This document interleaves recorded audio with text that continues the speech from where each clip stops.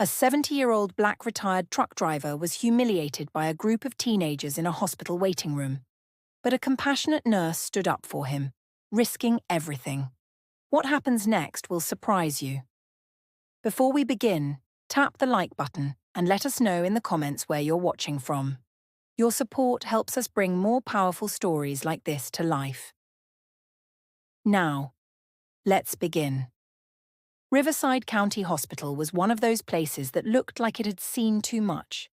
Faded linoleum, buzzing fluorescent lights, and the tired sighs of underpaid staff created an atmosphere that never quite felt like healing. Rachel Moore had worked here for almost 3 years. She wasn't a nurse, not quite a receptionist either. She did a little bit of everything, checking patients in, organizing rooms, helping nurses with paperwork. A jack of all trades in blue scrubs and steel-toed shoes. On that grey Tuesday afternoon, she was stationed at the admissions desk, sipping cold coffee from a paper cup and trying to shake off a headache. The waiting room was unusually full, flu season, plus the aftermath of a local crash on Highway 41. EMTs had been coming in waves all morning. Elderly, grizzled beard, leather vest over a faded plaid shirt, an oxygen tank at his side. He had checked in under the name Walter Grant. Age 78. Former long-haul truck driver. No emergency, just routine scans and blood work. But he looked like he was carrying the weight of 1,000 miles. Rachel liked him instantly. He said thank you after every word. Smiled through his pain. Called her Mom, even though she was half his age. 3 of them, 2 boys, 1 girl. Rich kid energy. Designer hoodies, wireless earbuds, loud laughter that didn't belong in a hospital. They weren't patients. One of their mothers was upstairs for an elective procedure, and they were killing time in the waiting area. No supervision, no decency. At first, they just watched Walter, whispered and giggled. Then they got bolder. "Hey, Grandpa," one of the boys said, leaning over his seat. "You parked that truck outside or in the Civil War Museum?" Walter didn't respond, just adjusted his oxygen line and looked away. "Oh, come on," the girl chimed in, phone already recording. "Say something for the camera. Show us how old school you are." Rachel's stomach turned. She stood up from the desk. The second boy had picked up Walter's coffee. "This decaf? Or do you just drink battery acid out of habit?" "Hey!" Rachel's voice cracked through the room. The kids turned, startled but not scared. "That man is a patient," she said, walking toward them. "Back off, now." The girl raised an eyebrow. "What's your problem? We're just playing." Rachel didn't flinch. "Play somewhere else, or I'll have security escort you out." The boy holding the coffee slowly placed it back on the table, smirking. "Touchy much?" But before leaving, he accidentally knocked the cup over, spilling it into Walter's lap. The old man didn't flinch. He just closed his eyes. Rachel's fists clenched. She helped clean him up, muttering apologies that weren't hers to make. Walter smiled faintly like he'd expected this, like he'd seen worse on 100 lonely roads. "You didn't have to do that," he said softly. "Yes," she replied. "I did." Then the intercom clicked. Rachel Moore to HR. Immediate. Rachel didn't bother finishing her coffee. She tossed the paper cup into the trash and walked to the elevator, trying to ignore the pounding in her chest. Human Resources was on the 3rd floor, tucked behind admin services. It always smelled faintly of printer ink and cold air, the kind of place where emotions came to die. She knocked once. "Come in." Ms. Delgado sat behind the desk, perfectly pressed blazer and a tight-lipped expression. Next to her stood Mr. Klein, the hospital's operations director, bald, towering, known for firing people with the same energy he used to swat flies. "Have a seat," Delgado said. Rachel remained standing.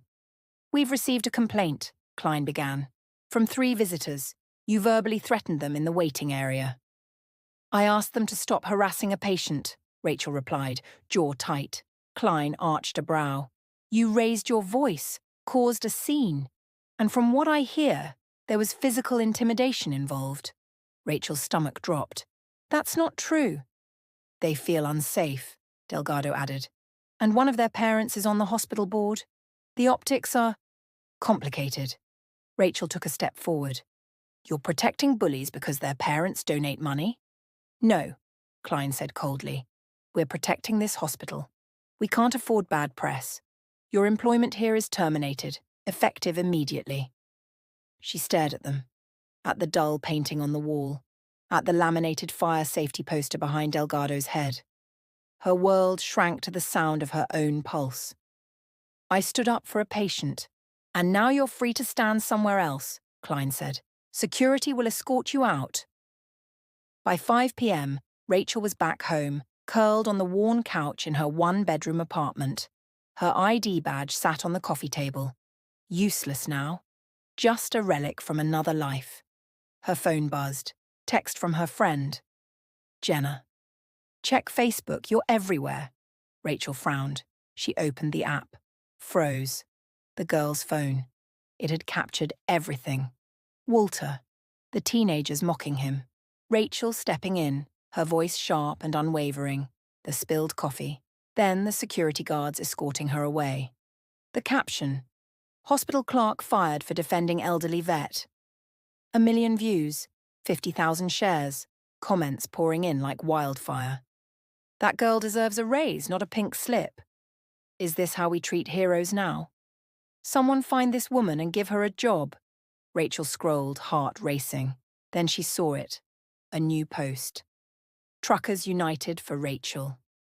A Facebook group. Over 12,000 members. Profile pic was a black semi with bold white letters. We stand with her. She clicked the page. The pinned post was from a man named Hank Jessup, a retired driver out of Tulsa. That girl stood up for one of ours. His name is Walter Grant. Drove over 3 million miles in 46 years. He didn't deserve that. We're rolling deep. Watch for us. Below it, dozens of videos. Convoys rolling out. Rigs painted with messages like "Honk for Rachel" and "Justice for Walter." She blinked in disbelief. Then her phone rang. Unknown number. Hello? The voice on the other end was gravelly, calm. Rachel Moore. Who is this? This is Frank. I'm with Eastern Hall Logistics. Walter's an old friend. I saw what happened. So did a lot of us. She stayed silent. We're not asking for anything. But tomorrow morning, you might want to be outside your building around 9 a.m. Why? He paused. To see who's got your back. Rachel barely slept. She sat on the edge of her bed, still in scrubs, heart racing. At 9:02 a.m. she heard it. A low hum, then a rumble, then the shaking. She ran to the window, down her street. Semis.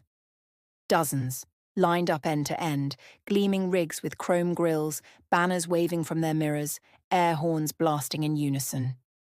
Honk honk honk. A crowd had formed. Neighbours with phones out, kids waving, drivers stepping out, climbing onto their cabs, holding signs. Truckers for Rachel. Walter matters. No more silence. Rachel stepped outside, stunned. One of the drivers walked up to her. Tall, weathered, wore a denim jacket and a ball cap that said, "Diesel built." Name's Mason, drove down from Nebraska.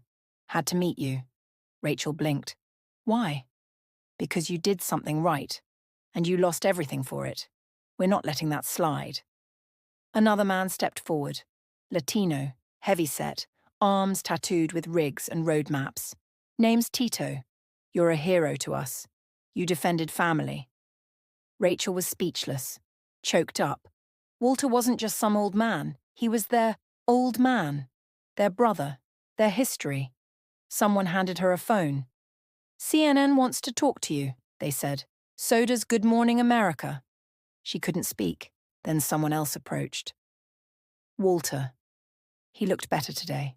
A little stronger, dressed in a fresh denim shirt and wearing a smile that could stop time. Didn't mean to cause a revolution, he joked. Rachel hugged him without warning. I didn't know people still did this, she whispered. Stood up for each other. Walter stepped back and looked her in the eye. They don't. But you did. Rachel didn't sleep that night. The hum of diesel engines outside her apartment was constant, low and comforting. Like a heartbeat. The trucks hadn't left, not one of them. The convoy stood as silent witnesses, row after row, parked along the block and spilling into surrounding streets. And they weren't just local anymore. License plates read Texas, Kentucky, Montana, Ohio. When she checked her phone, the numbers had doubled. The video was now sitting at 3.8 million views.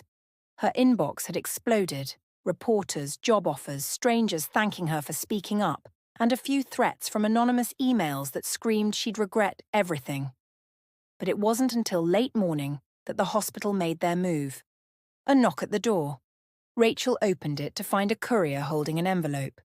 "Rachel Moore?" he asked. She nodded, taking the envelope. As he turned to leave, she tore it open.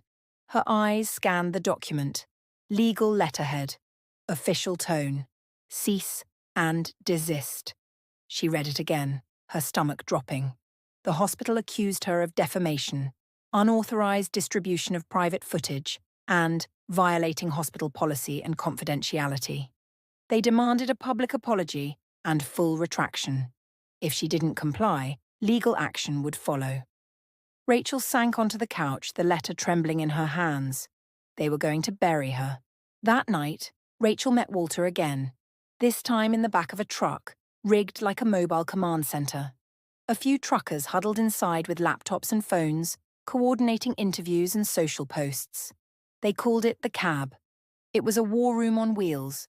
"I knew they'd try to shut you up," Walter said, sitting beside her. His eyes, though tired, burned with something Rachel hadn't seen before, defiance. "They're accusing me of everything," Rachel said. "They could sue me. I don't have that kind of money." Walter pulled out a small notebook from his jacket and slid it across the table. "What's this?" Rachel asked. "Names, dates, incidents," Walter said. "Not just me. Other patients. People the hospital mistreated. I've been keeping notes. I didn't think anyone would listen. Until now." Rachel opened the notebook. Scribbled stories. Missed diagnoses. Neglect. Elderly patients ignored because they weren't priority. And it wasn't just one nurse or one doctor. It was systemic. Walter leaned in, his voice steady. "You're not the first, but maybe you'll be the last." By the end of the week, it was no longer just a social media movement. Mainstream news picked it up. A popular daytime talk show invited Rachel to speak. She declined, but she sent a copy of Walter's notebook instead. Patients began coming forward. So did former nurses. An anonymous whistleblower sent footage of a doctor ignoring a code blue while laughing in the break room. The hospital couldn't contain it anymore. Then, the call came. "Ms. Moore," said a voice on the other end. "This is the State Medical Ethics Board. We'd like to formally invite you to testify in a review case regarding St. Luke's Medical Center." Rachel's breath caught. They were opening an investigation. The hearing was held in a plain wood-paneled room. Quiet, clinical, yet humming with tension. A long table sat at the front. Suits lined the walls. Cameras stood at the back, out of view, but always watching. Rachel sat with her palms resting flat on the desk, eyes straight ahead. She spoke slowly, clearly. No theatrics, just facts.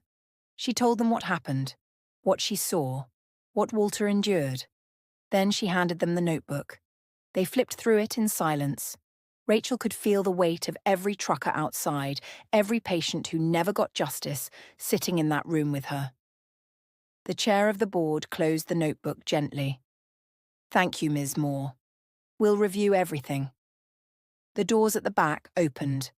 Mr. Klein entered. Her former supervisor, the man who fired her, his badge pinned neatly on his chest, hair combed to perfection, eyes cold. "I assume you're here to give your statement?" the chair asked. Klein nodded. "Yes."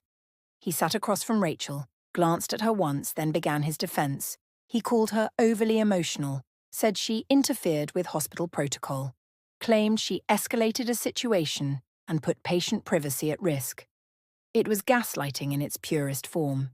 But then the board chair cut him off. "We've reviewed video footage and patient statements," she said.